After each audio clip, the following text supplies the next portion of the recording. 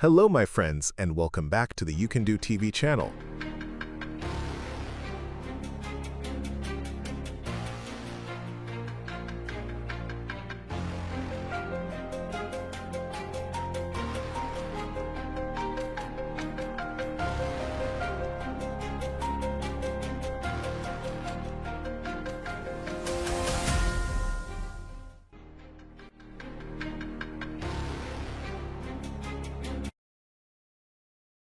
The construction of the Polo 101 began with 6 prefabricated modules, 2 built in the Netherlands and 4 in Mexico.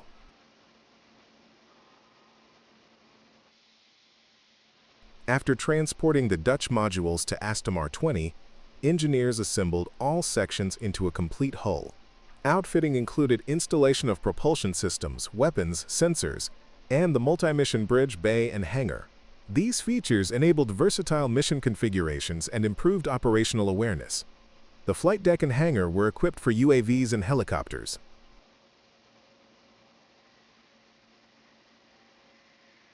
Following system integration and testing, the ship was launched in 2018, conducted sea trials in 2019, and was commissioned into service in early 2020.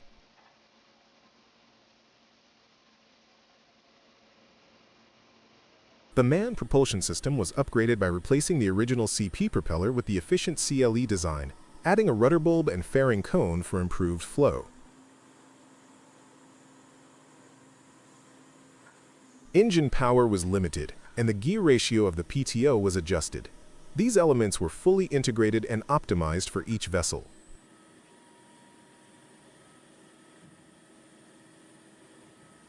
Model testing verified the upgrade, resulting in over 20% fuel savings and improved GHG ratings from Class D to Class A.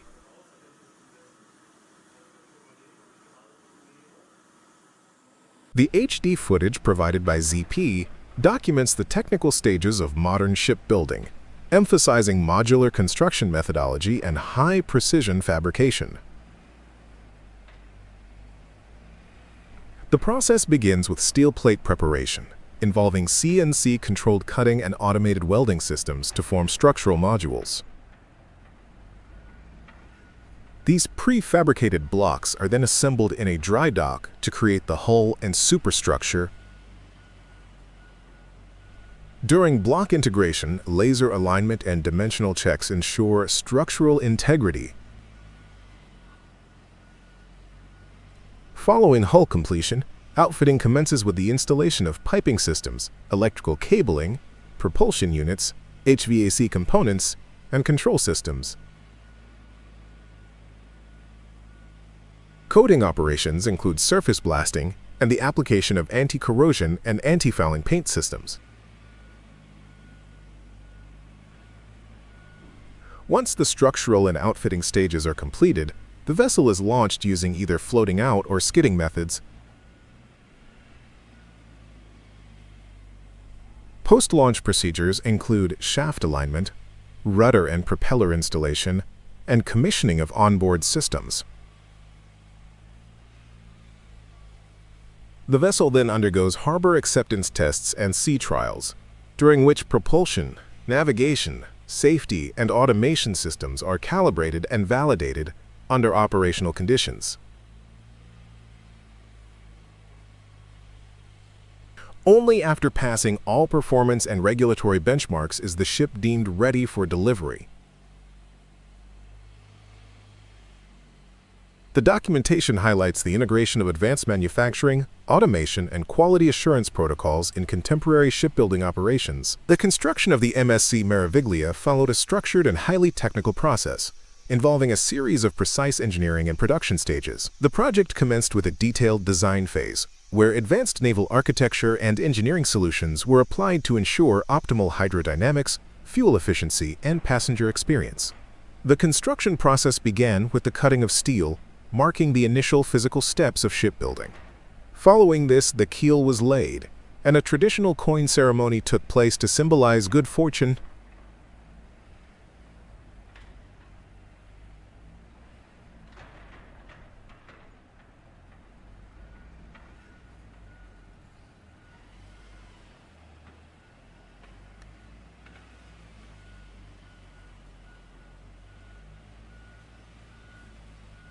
The ship's hull structure was then assembled, and key components, such as the bulbous bow, were integrated to improve fuel efficiency and hydrodynamic performance.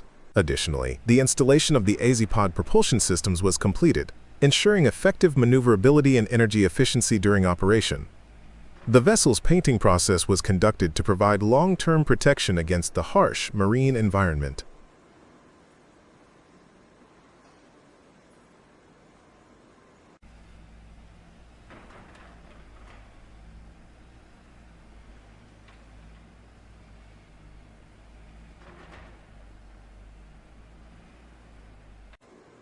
After the hull was completed, the ship was floated out into the water for the first time, allowing for further structural integration.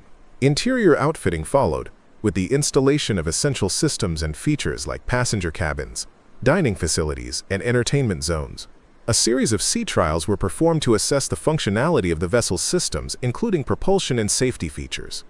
Finally, the completion of the ship was marked by a flag ceremony, signifying MSC Meraviglia's readiness for commercial operation. The S-81 propulsion test at berth verifies propulsion and shaft line operation with the submarine moored, powered by its batteries, checking normal and emergency responses remotely. The ship repair process at MTG Dolphin includes vessel docking up to 18,000 tons of displacement, followed by hull and tank blasting and painting. Complex repairs are performed on navigation, radar, and electronic systems. Main and auxiliary engines, turbines, compressors, pumps, boilers, and heat exchangers are overhauled. Tail shafts, steering gears, bow thrusters, and all piping systems are repaired. Stainless steel parts, turbochargers, governors, and fuel pumps are serviced. Accommodation areas are also refurbished during the process. The Type 45 destroyer was built using Modular construction Govan and Scottstown shipyards. Block A was assembled at Govan, Blocks B/C and D at Scottstown, and Blocks E/F at Portsmouth. These blocks, pre-fitted with engines and machinery, were transported and joined at Scottstown. Once fully assembled, the hull was launched into the Clyde and moved to dry dock, where masts, funnels, and radar systems were added. Final outfitting included propellers, sonar, the 4.5-inch gun, and Sea Viper missile systems. The process took 55 months per ship, involving 2.3 million man-hours and 8,000 tons of material.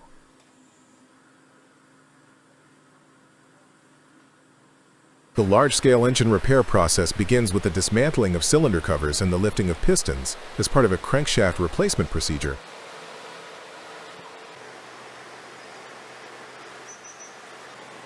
Given the significant weight of these components, proper handling is essential.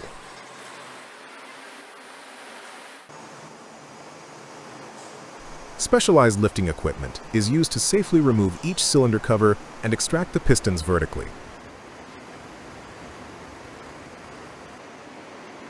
Due to the potential for swaying during the lift, careful control is required. The use of hydraulic nut tools must be precise and in accordance with safety protocols to prevent accidents and ensure mechanical integrity. This initial step sets the foundation for the crankshaft replacement operation. Replacing the brake pad of an anchor windlass is a critical maintenance operation to ensure reliable mooring and anchoring functions. The process begins by isolating and securing the windlass, ensuring all power sources are safely disconnected. The brake assembly is then accessed, typically by removing the protective covers and unbolting the retaining mechanisms.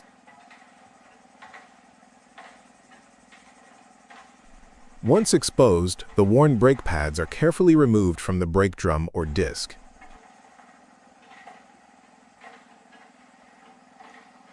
Surfaces are inspected for wear, corrosion, or damage, and cleaned to remove contaminants that could impair the performance of the new pads.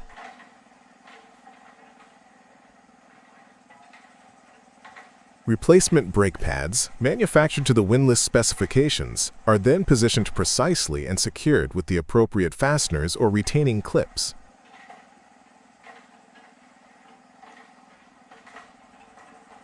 Brake clearances and alignment are verified, and the system is manually operated to check for proper engagement and release.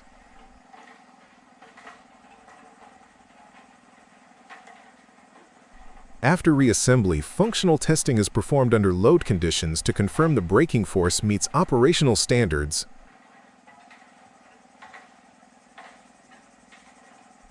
The system is then lubricated as required and returned to service. Regular brake pad inspection and timely replacement are essential for the safety and performance of the anchor handling system, especially in demanding marine environments.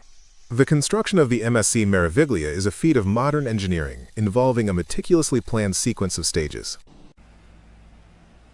Every week, 14,000 meters of steel are cut, contributing to over 1.5 million total work hours. The hull alone takes more than 12 months to complete, supported by one of the largest cranes in Europe. Key milestones include the design phase, steel cutting, the traditional coin ceremony, and the assembly of the bulbous bow. Azipod installation plays a crucial role. These advanced electric propulsion units offer superior efficiency and maneuverability over conventional systems. Painting the vessel requires 300,000 liters of marine coating, delivered by truck and distributed via an internal system. As construction progresses, 2 cabins are fitted every hour. The ship eventually undergoes float-out, interior fit-out, sea trials, and a flag ceremony before its official christening. From concept to launch, MSC Meraviglia embodies scale, precision, and technological sophistication. A ship suffered an unexpected breakdown while in canal waters.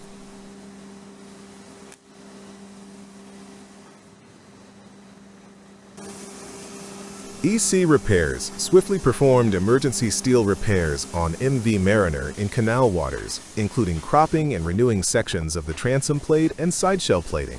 The tugboat launching was carried out using the airbag skid and strand jack hold-up method at Grade 1 Marine, Perak, Malaysia. The process began with the installation of wire strands and the positioning of strand jacks, which served as a secure hold-up mechanism to control the descent of the vessel. Simultaneously, heavy-duty winches were installed to assist in maneuvering and managing the vessel's movement during the launch.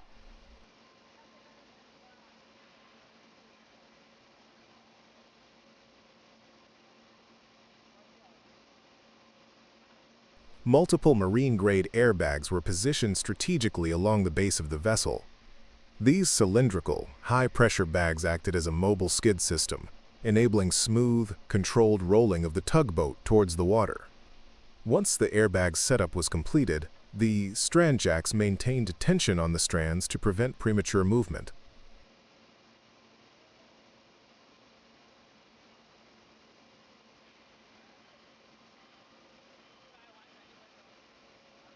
Gradual deflation of the strand jacks and careful winch operation allowed the vessel to roll forward along the airbags.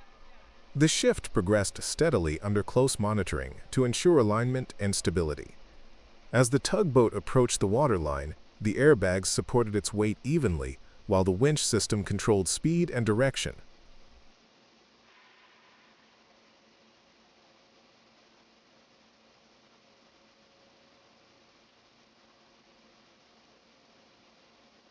Finally, once the vessel made contact with the water and was safely afloat, all support systems were disengaged. The airbags were retrieved, marking the successful completion of the launching operation.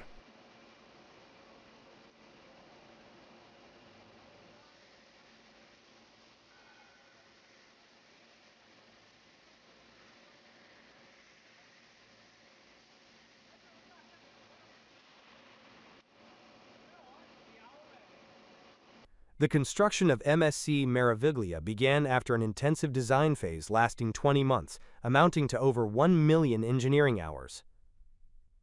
The first steel was cut at the STX French shipyard in Saint-Nazaire, marking the formal launch of the shipbuilding process.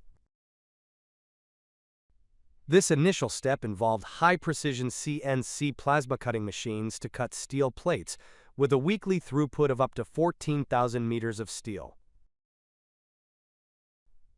In total, approximately 35,000 tons of steel were used to construct the hull and superstructure. The hull assembly followed a modular construction approach using 50 prefabricated megablocks. These massive sections, each weighing hundreds of tons, were fabricated separately and then joined together with millimeter-level alignment using hydraulic jacks and laser-guided positioning systems.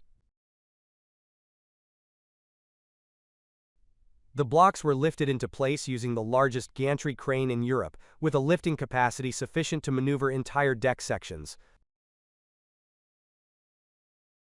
A traditional coin ceremony was held during keel laying. 2 coins were welded beneath the keel block, following maritime superstition to bring good fortune and safe voyages.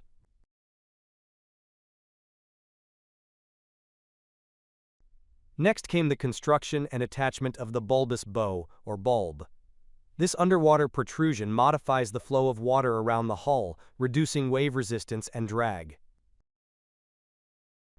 As a result, it improves fuel efficiency and increases top cruising speed. Following this, the ship's azimuth thrusters, specifically ABB Azipods, were installed. These podded electric propulsion units rotate 360 degrees and replace the traditional shaft line and rudder system.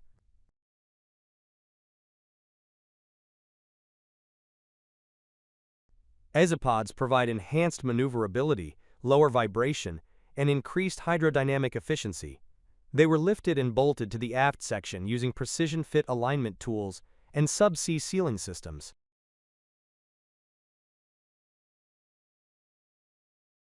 In August 2016, painting operations began. The hull was coated with over 300,000 liters of high-performance marine paint, applied in multiple layers for anti-corrosion and anti-fouling protection. This process ensured long-term resistance against harsh saltwater environments. The float-out marked the first contact of the vessel with water. Ballast tanks were carefully flooded in a controlled sequence to ensure stability as the ship was slowly floated out of dry dock. Interior outfitting commenced after float-out. High-priority public areas, such as the Galleria Meraviglia, a 2-deck indoor promenade, were fitted with lighting systems, decorative structures,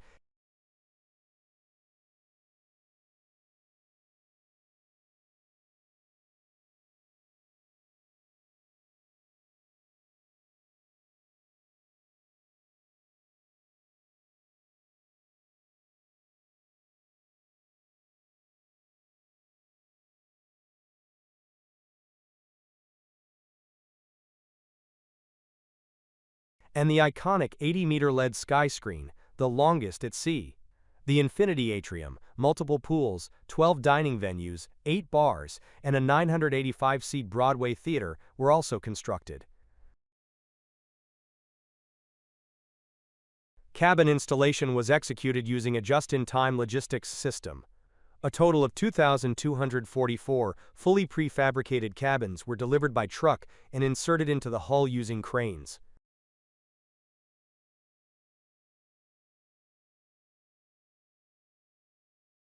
Each cabin was pre-wired and pre-plumbed, allowing for rapid electrical and plumbing integration upon installation at a rate of 2 cabins per hour. The Carousel Lounge, equipped with custom rigging and stage equipment for Cirque du Soleil performances, was also constructed during this phase.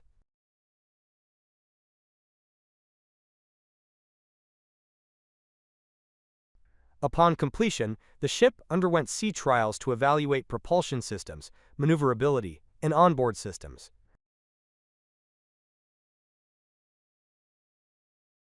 The trials included testing of the 4 12-cylinder diesel engines, stabilizers, windlass, emergency systems, and navigation equipment under operational conditions.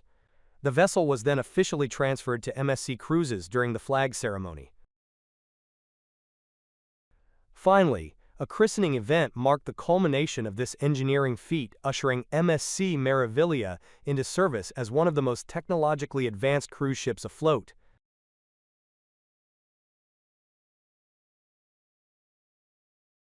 The cruise ship Allure of the Seas underwent a scheduled maintenance operation at the Navantia Repair Center in Cadiz. The process began with dry docking the vessel in a massive dock measuring 186 meters in length, 66 meters in width, and 9 meters in depth, capable of accommodating ships up to 440,000 tons. 4 heavy-duty cranes with lifting capacities of up to 100 tons supported the work from above, enabling efficient material handling. Navantia's repair team performed key overhauls on propulsion systems, including stabilizers, propellers, and pods. Advanced hydroblasting techniques were employed to strip old paint and prepare surfaces, followed by the application of modern, environmentally friendly coatings. Additional upgrades included installing scrubber systems to reduce emissions, as well as retrofitting recreational balconies and accessories.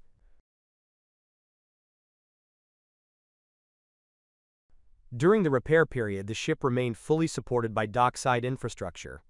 This included a pressurized saltwater supply system, 13 cubic meters per hour at 9 bars, and a wastewater treatment plant with a capacity of 500 tons per day.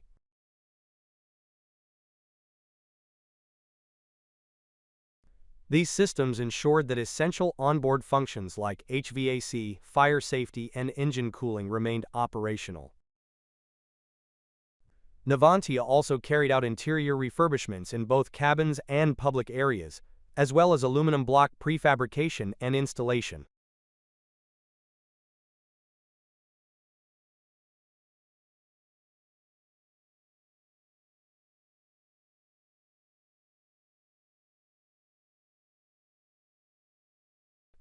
Around-the-clock operations, a skilled workforce, and close collaboration between Cadiz's 3 shipyards ensured timely project completion and minimal disruption to the ship's itinerary.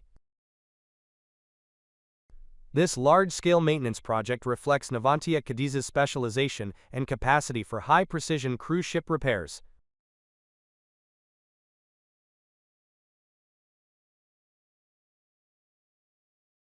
The construction of the BAP Union, a 4-masted bark and the largest sailing training vessel in Latin America, was a landmark project undertaken by the Cima Peru SA Naval Shipyard in Callao.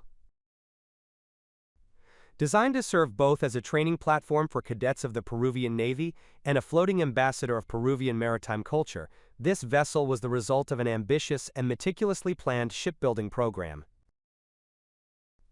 The process employed a modular construction approach, which allowed for the parallel fabrication of different sections of the ship and ensured a high degree of precision and efficiency.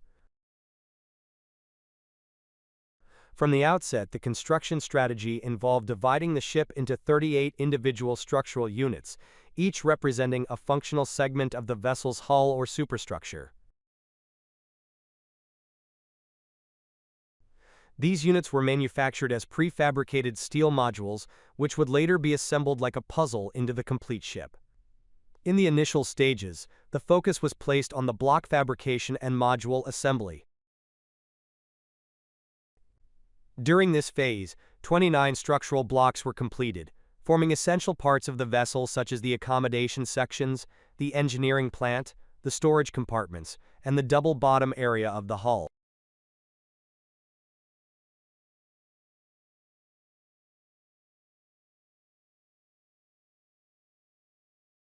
The fabrication process itself involved the cutting, shaping, and welding of high-strength marine-grade steel plates, which were processed according to detailed specifications provided by the Spanish naval engineering firm CYPSA. These plates were formed into frames, panels, and structural members, then assembled into larger sections with internal reinforcements.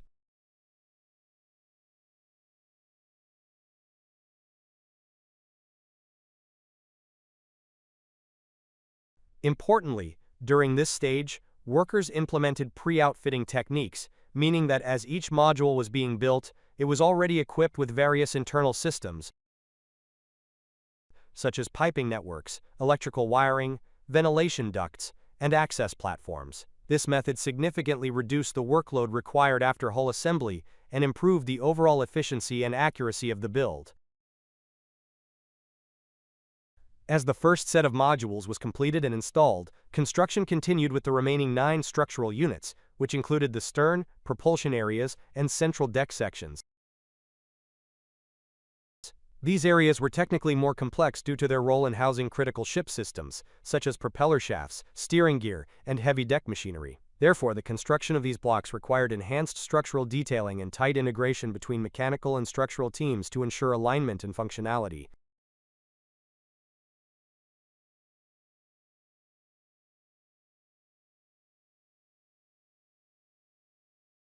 Meanwhile, in parallel with hull construction, the installation of mechanical and electrical equipment was also carried out. Once modules were set in place, engineers and technicians began fitting major machinery into position, particularly within the engine room and auxiliary compartments. By this stage, approximately 70% of the ship's main equipment had already been installed, including the Caterpillar 3516H main diesel engine, diesel generator sets, power distribution systems, air conditioning units, fuel treatment systems, and other critical auxiliary systems required for navigation and shipboard operation.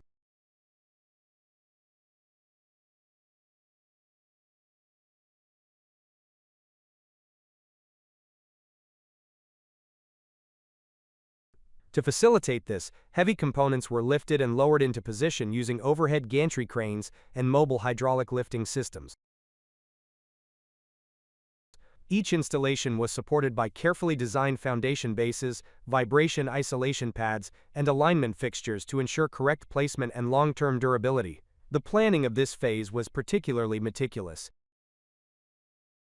as the limited space within the modules and the massive weight of machinery required tight coordination between logistics, mechanical, and structural teams.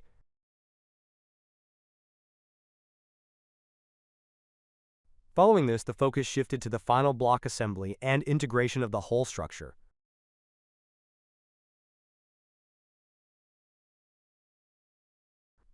All prefabricated modules were transported to the assembly dock, where they were aligned and welded together using high-precision techniques. This part of the construction was extremely sensitive,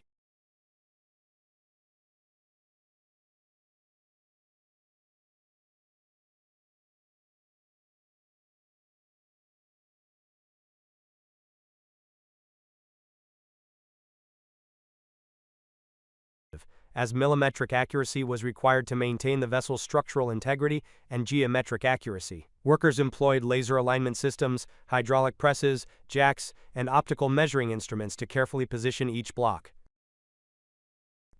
The hull was constructed from the keel and double bottom upward, layer by layer, until the full structure reached the main deck level.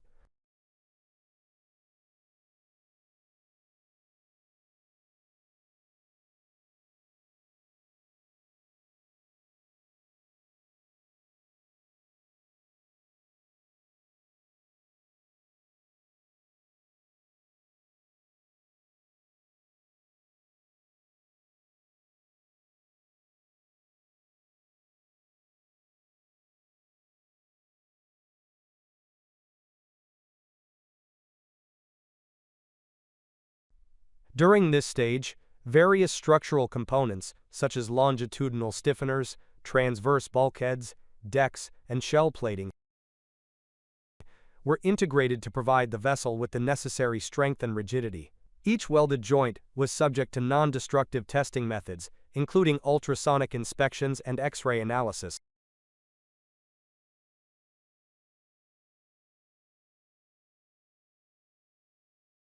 to identify potential defects and ensure that each weld met international classification standards. Only after passing these rigorous inspections could the project move on to the next milestone.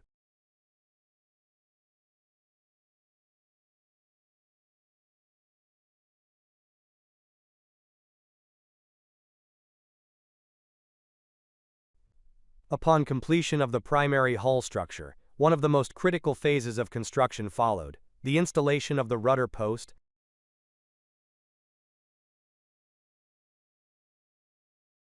propeller shafts, and stern tube assemblies. These components are essential for the vessel's propulsion system and had to be precisely aligned with the main engine already installed within the engine room.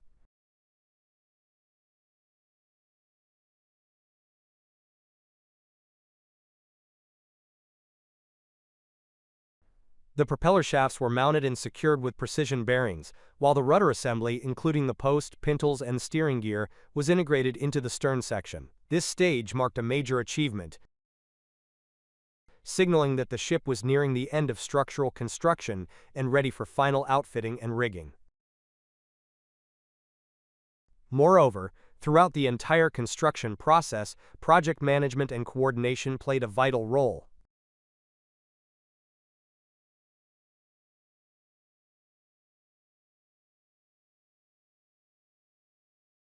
The use of modular building techniques allowed for a high level of parallelism, enabling the outfitting of some modules while others were still being fabricated. This reduced the overall construction timeline and allowed teams to work more efficiently. In addition, close collaboration between engineers, welders, fitters, electricians, and quality inspectors ensured that the project remained on schedule and that every detail conformed to the original design specifications. Eventually, after the successful completion of the hull and major system installations, preparations began for the launch of the ship. The vessel was then equipped with its 4 massive masts, sails, rigging systems, navigational electronics, and interior facilities. These included training rooms, accommodation for cadets and officers, mess halls, communication stations, and storage facilities.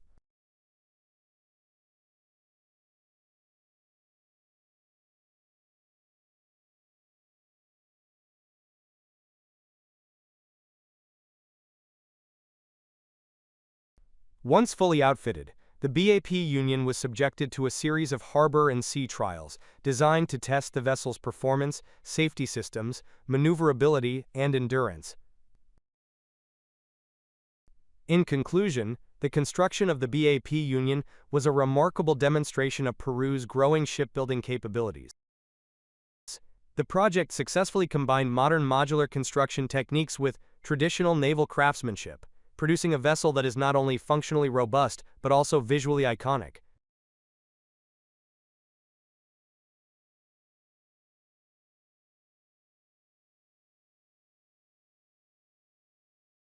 Assembly of the 14RT Flex 96C piston engine begins with the assembly of the large engine block components.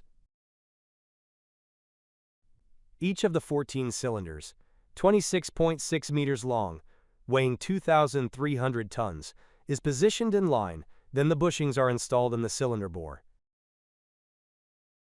Next, the massive crankshaft, which is fabricated in sections, is carefully aligned and installed. Then, 250 centimeter stroke pistons are installed and connecting rods are secured to the crankshaft. Cylinder heads and fuel injection systems are added.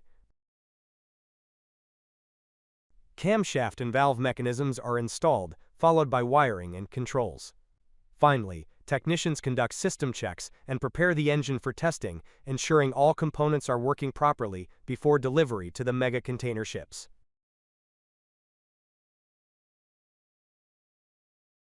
The ship conversion project began with the unloading of the hull sections, shipped from the Far East. Using self-propelled module transporters, the hull sections were transferred from the barge to the berth area. This complex operation was precisely coordinated with the balling process to align the barge with the quay wall. The module transporters then positioned the hull sections onto the berth blocks with exceptional precision. Next, the team aligned the hull sections and installed the spillway system.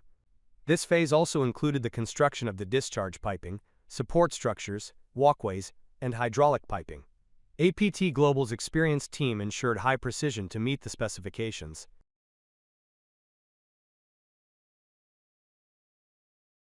After the hull alignment, the construction of the deckhouse began.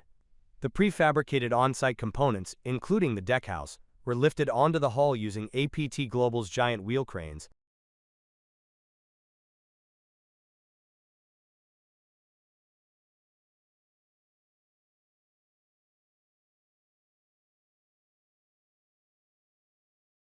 And then welded into place. After the structural integration, the vessel was carefully painted in its new color.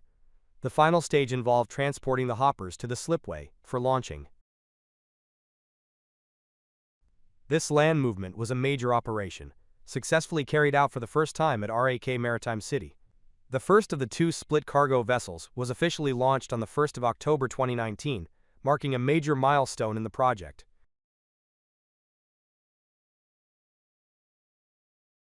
The complex process of transporting a large luxury yacht to the launching site, organized by Bonnet, a specialist in heavy transport logistics. The process begins with the yacht being carefully loaded onto a multi-axle autonomous modular transporter, using racks to evenly distribute the weight. The convoy, escorted by escort vehicles, moves slowly through the city streets, requiring meticulous coordination due to the many tight corners and overhead obstacles.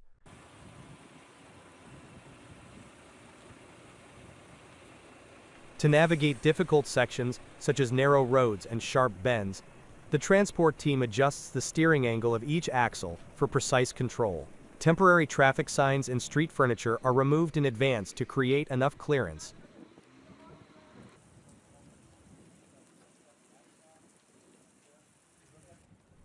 The route is planned in detail to avoid damage to infrastructure and ensure safe passage. Upon arrival at the port, the transporter is aligned, carefully maneuvering slowly across the bridge to a floating dock.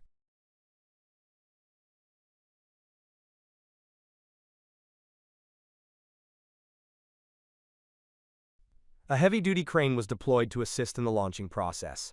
Throughout the process, staff continuously monitored the balance and position of the cargo.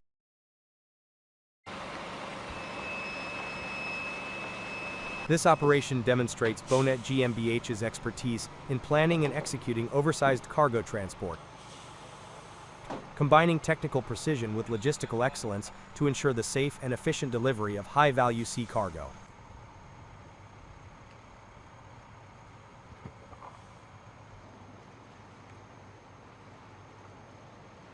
Steel plates are cut, beveled, and rolled into shape by skilled workers using heavy machinery. The process requires precision and experience, as plates are formed, aligned, and welded to create components used in shipbuilding and offshore structures, demonstrating Mexico's industrial expertise and craftsmanship.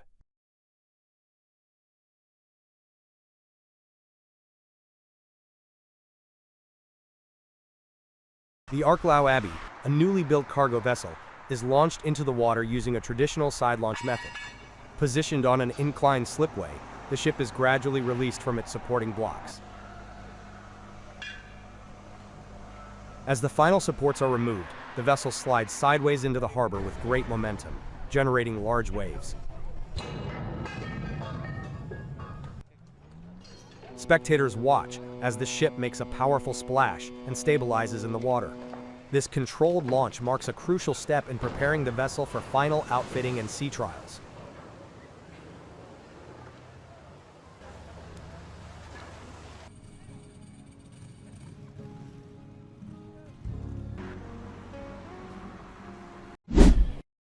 Certified metal ingots are then melted using induction furnaces in the in-house foundry. Skilled foundry workers pour the molten metal into the molds using refined casting techniques to achieve high-quality results. Once cooled and removed from the mold, the raw propellers undergo a machining process. CNC machines are used to tool the castings with high precision, ensuring the correct dimensions and surface quality. At Tingbridge, the entire propeller manufacturing process is performed in-house to ensure strict quality control. It begins with the design phase, where engineers use advanced software to generate the propeller shape based on customer specifications. This data is transferred to a computer-controlled machine that creates either a physical pattern or a mold. For customized orders, Teenbridge uses a patternless, rapid prototyping process, enabling fast and highly accurate mold production within minutes.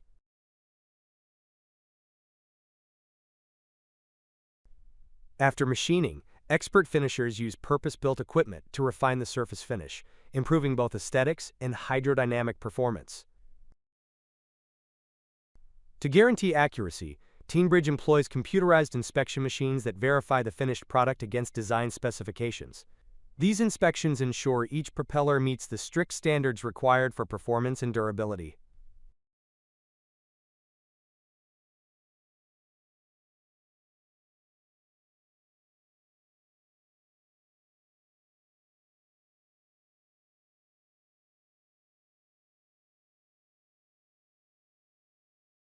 Teenbridge manufactures propellers up to 3 meters in diameter, catering to various vessels such as patrol boats, ferries, and tugs. In addition to propellers, the company also produces shaft systems up to 400 millimeters in diameter.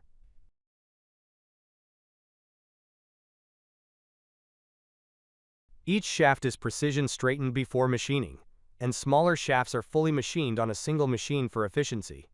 Propellers and couplings are finally lapped onto shafts for a perfect fit, completing the manufacturing process with high performance and reliability in mind.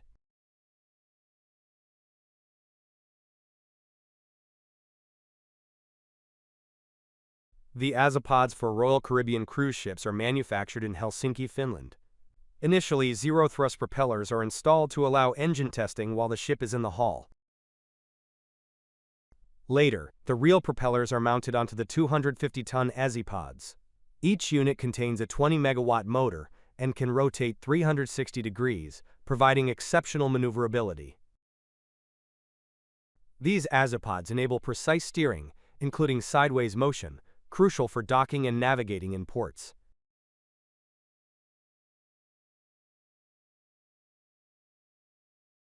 The construction begins with CNC plasma cutting of steel plates, which are then transported for assembly. Hull sections are welded into blocks and joined to form the complete hull structure. Internal outfitting follows, including installation of watertight bulkheads, piping, and electrical systems. The wheelhouse and deckhouse modules are lifted and secured onto the hull. Twin azimuth thrusters and main engines are precisely installed, along with generators and control systems. The hull is coated with anti-corrosion paint. After launching, dock trials and sea trials are conducted to test propulsion, steering, and safety systems. Once all systems pass inspection, the ASD tug is delivered. After arriving at feed ship, the 87-meter Superyacht Lonian underwent a comprehensive refit. This began with the yacht being carefully moved into dry dock by tug. Once secured, scaffolding and temporary structures were installed around the hull and superstructure to allow access to all areas for inspection and repair. The refit included hull maintenance, surface cleaning, and repainting. Workers used cranes and lifts to access high points while sanding and applying precision paint to ensure a perfect exterior finish. Sections of the deck were rebuilt and various technical upgrades were carried out internally, although most of these were hidden from view in the time-lapse. The mast and satellite canopy were removed for maintenance and refitted later. After her time in the yard, the yacht was returned to the water and prepared for sea trials. The yacht left the dock under her own power and headed out into the open sea. During the trials, the yacht's propulsion, steering, and navigation systems were rigorously tested. Onboard technicians monitored engine performance, vibration levels, and maneuverability at various speeds, including emergency stop situations.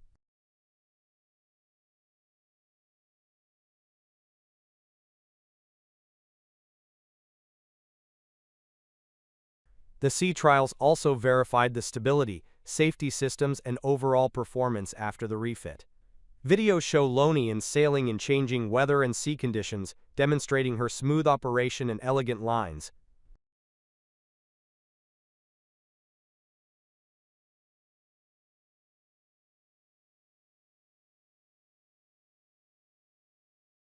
After the trials were successfully completed, the yacht returned to feed ship, where she was refitted and repainted again. The yacht was finally completed, and the final assembly was carried out, marking the end of a highly technical and closely coordinated refit project. This time-lapse footage provides a rare glimpse into the precision, craftsmanship, and logistical complexity behind the refurbishment and testing of one of the world's most luxurious superyachts.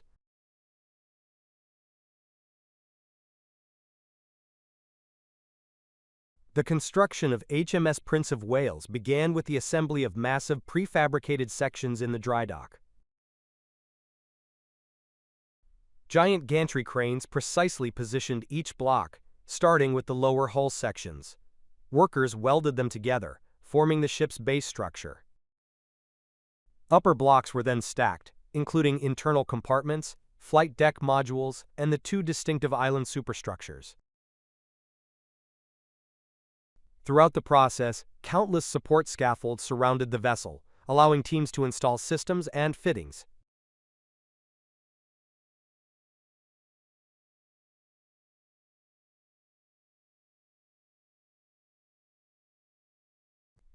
The flight deck was gradually completed with large deck modules lifted into place.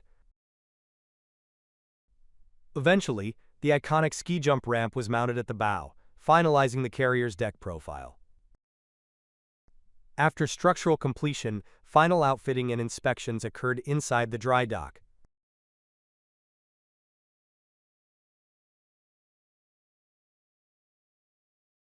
Once ready, the dry dock was slowly flooded.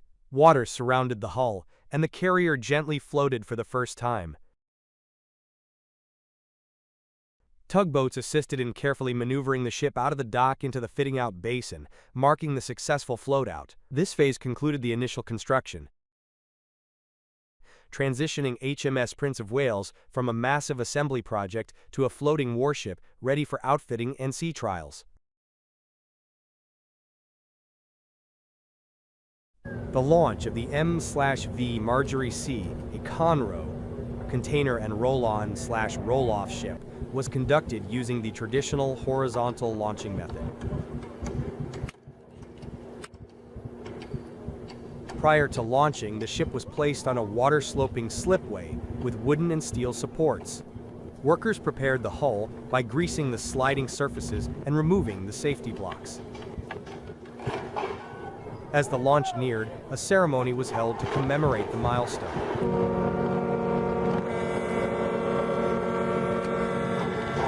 Once everything was ready, workers used a hammer to release the trigger mechanism, allowing the ship to slide horizontally into the water under gravity.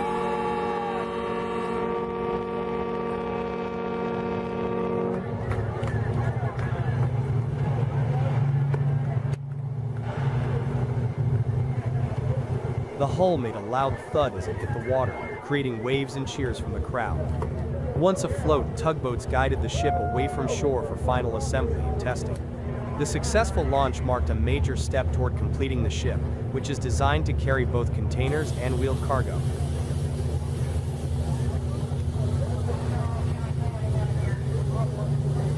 On June 3rd and 4, Newport News Shipbuilding successfully launched the Indiana SSN 789 submarine into the James River.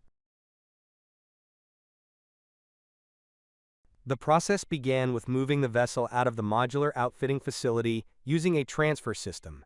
The submarine was then carefully positioned onto a floating dry dock.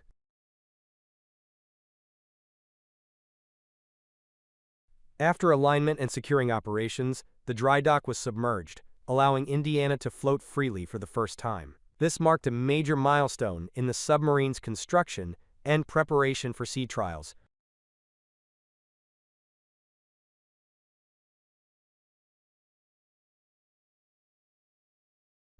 The ship was first maneuvered into the graving dock, where it was positioned carefully over large keel blocks 1.60 meters long, 0.40 meters wide, 1.80 meters high to support the hull's weight safely once the dock was drained.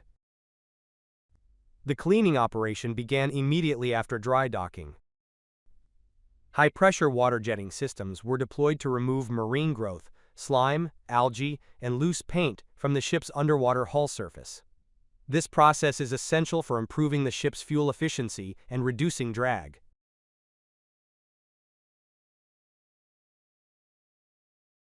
The MT Sea Victory, a 240-meter-long oil tanker, underwent comprehensive cleaning and internal inspection procedures at Odessos Ship Repair Yard in Varna, Bulgaria. As one of the largest and most advanced shipyards in the Black Sea region, Odessos covers an area of approximately 320,000 square meters and is equipped with 2 floating docks, 1 graving dock, 17 cranes, and berthing facilities, totaling 1,953.5 meters in length. These features enable the yard to service large vessels, such as the Sea Victory, with high efficiency and precision.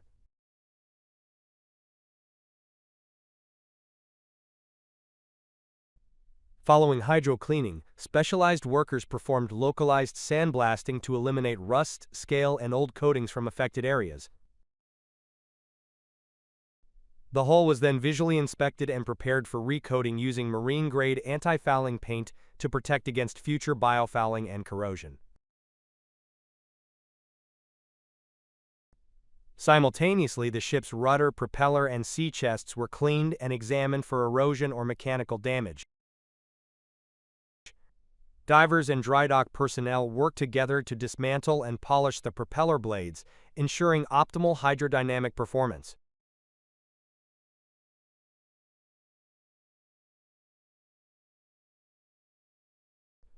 Inside the vessel, a thorough cleaning of cargo tanks and ballast tanks was carried out. These compartments, which are critical for the operation and stability of an oil tanker, were first ventilated using industrial fans and checked for toxic gases with gas detectors. Workers, equipped with personal protective equipment, entered the tanks to remove sludge, sediments, and scale using suction hoses and manual scraping tools. After cleaning, structural inspections were performed to detect any signs of corrosion, cracks, or structural weakening.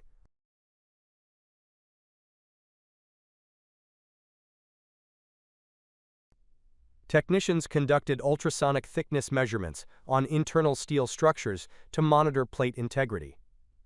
In parallel, the engine room and shaft tunnel were inspected.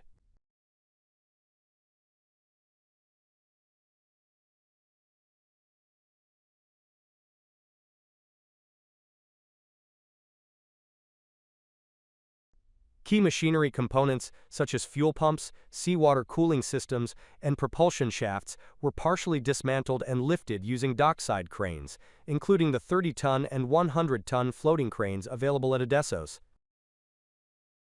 Valves and pipework were opened, cleaned, and checked for wear or leakage.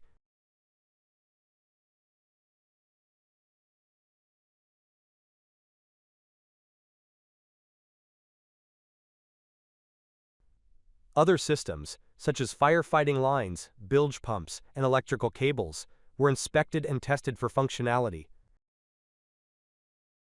The shipyard's integrated workflow allowed various teams to work simultaneously in different parts of the vessel, minimizing downtime. Odessos's collaboration with local subcontractors enabled them to source parts quickly and complete complex repairs within tight deadlines. By the end of the procedure, all cleaned and repaired areas were reassembled, tested, and documented in inspection reports. The M/T Sea Victory left the yard fully serviced and ready for her next voyage. This operation demonstrates Odessos Ship Repair Yard's capacity to perform high-quality maintenance and inspection services on large commercial vessels through a combination of modern infrastructure, skilled personnel, and streamlined project coordination.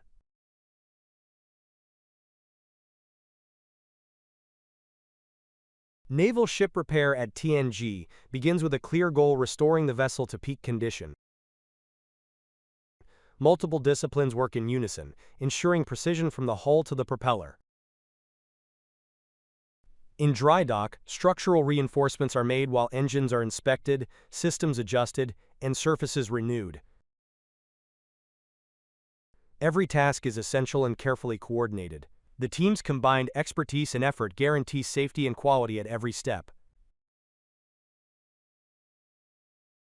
Through collaboration and dedication, each ship is fully restored and prepared to return to the sea for future missions.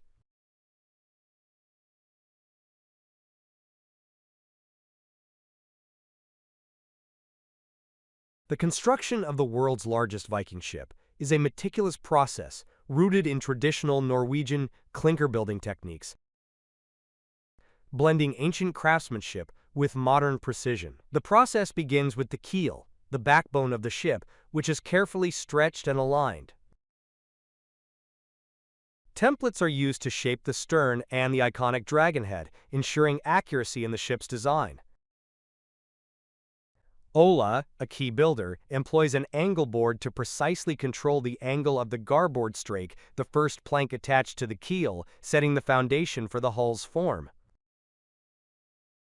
Gunner focuses on the lot, the curved transition between the straight keel and the stem and stern, shaping it to ensure smooth lines. Simultaneously, Ola works on the upper section of the stern, while Arya crafts one of the curved hood end boards for the fourth strake near the stern.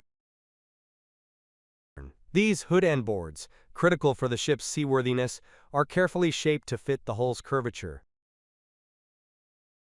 Gunner marks positions for support blocks under the bottom bands, essential for structural integrity in a clinker-built ship where frames are added only after the initial strakes are in place. Each plank is meticulously adjusted to achieve the hull's desired tough yet flexible shape. Frames are strategically placed at critical points to balance the ship's structure, with special attention to the curved hood end boards near the stem and stern, which enhance the ship's ability to navigate the seas.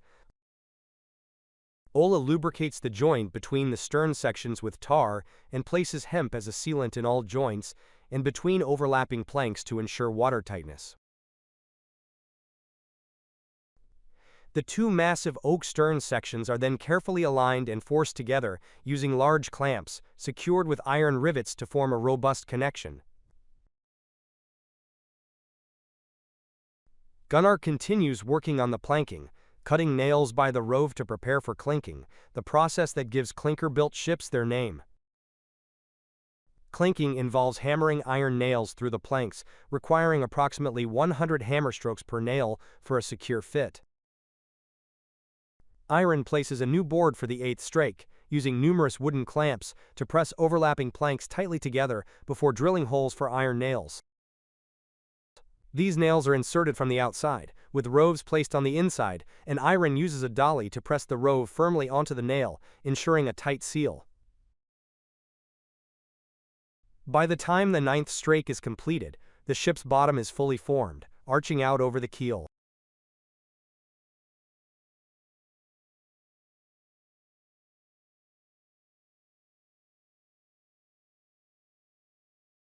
The next 13 strakes, along with the gunwale, increase the ship's height.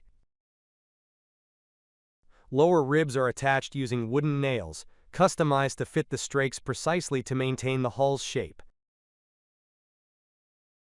Smooth contact surfaces between ribs, support blocks, and strakes are critical to evenly distribute forces across the hull.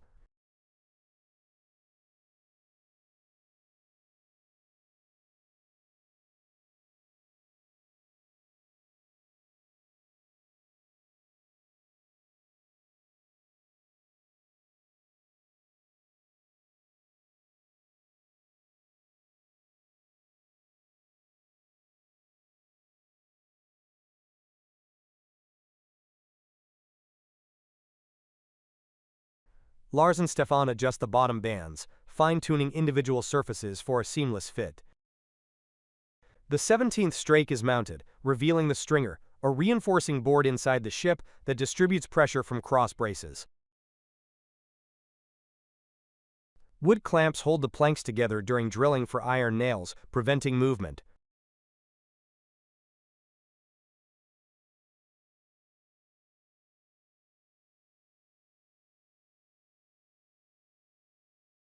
INA fits special hood end boards at the bow, requiring extensive measuring and tweaking to join multiple strakes. These boards are vital for the ship's seaworthiness, prompting a practical seminar led by Ola to discuss their shape and strength. Ola uses an axe and chisel to prepare the stern post for another hood end board connecting the upper strakes.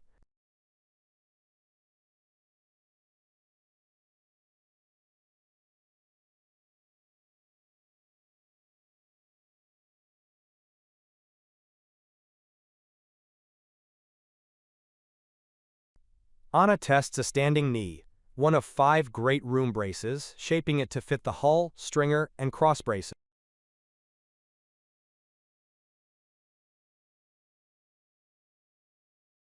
The upper stringer, made in 2 pieces scarfed together, is mounted to distribute longitudinal forces and pressure from cross braces.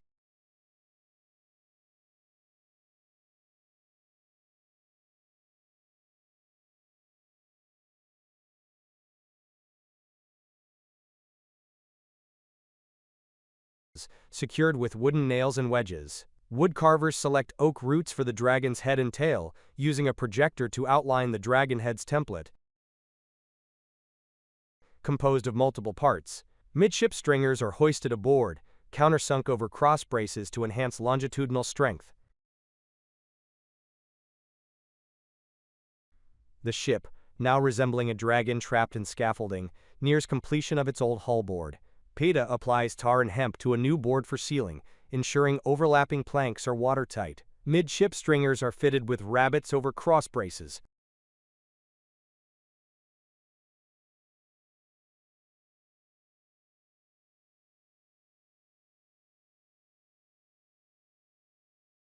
Balancing flexibility and stability to manage the hull's strains.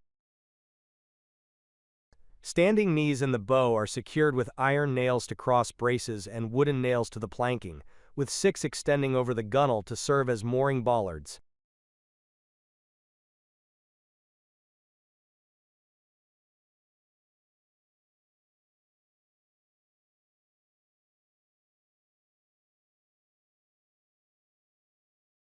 After over 20 months of work by 10 boat builders, the dragon ship, named Harold Fairhair, reaches full freeboard. Measuring 35 meters long and 7.5 meters wide, it requires a crew of 100 to row and is set for launch in June 2012.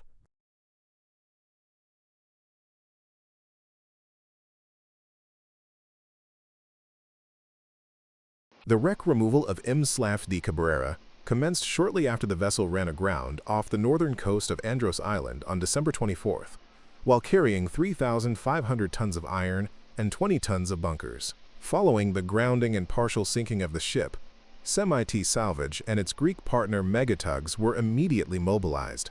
Their first action was to remove all recoverable oil to prevent further environmental damage and to recover part of the cargo. Shortly thereafter, the wreck broke into 6 sections due to rough sea conditions.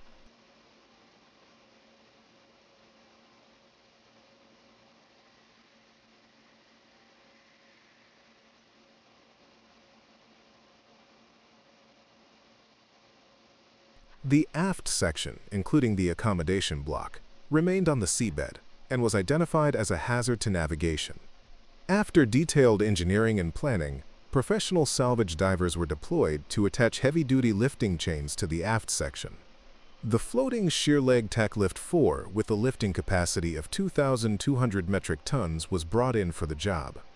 It lifted the aft section from the seabed in a controlled operation and loaded it onto a transport barge.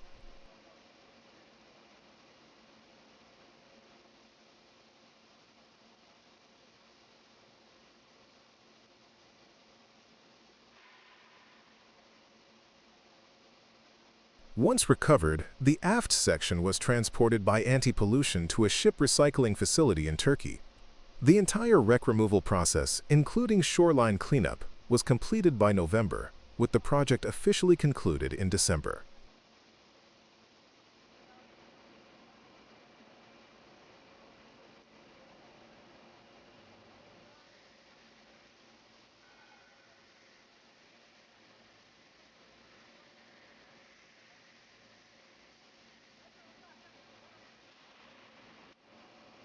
The cable installation for the Gemini offshore wind park involved 3 stages.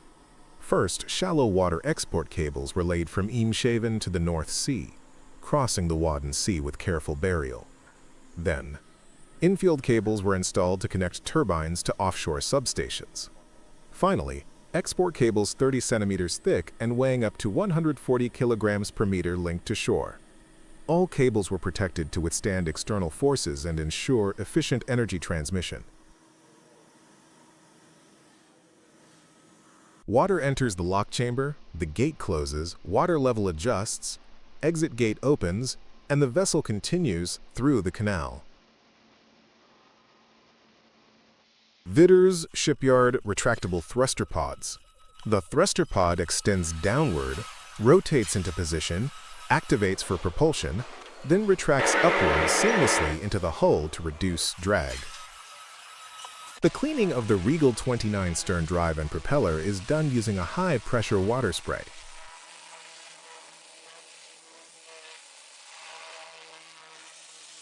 The technician directs the powerful water jet over the entire stern area, focusing on removing dirt, algae, barnacles, and other marine organisms attached to the surfaces.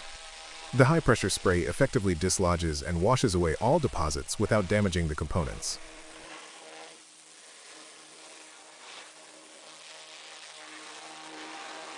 The process ensures that the propeller and stern drive are free from buildup that could affect performance. After thoroughly rinsing, the surfaces are left clean and ready for inspection or further maintenance.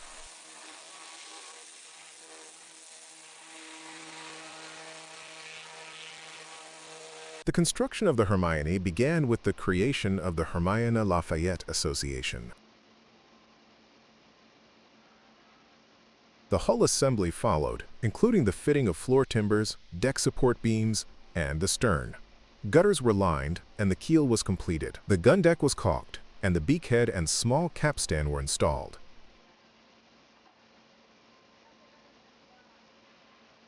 Painting began, and the final hull planks were added. The ship was launched, taken out on the Charente River, masts installed, and the crew was trained.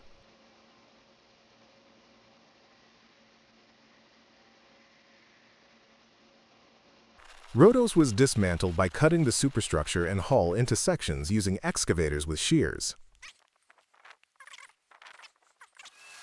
Cranes cut the metal pieces into small pieces. Workers dismantled the internal components by hand. The steel plates were cut, sorted, and transported for recycling. This process continued until the entire vessel was disassembled and removed from the site.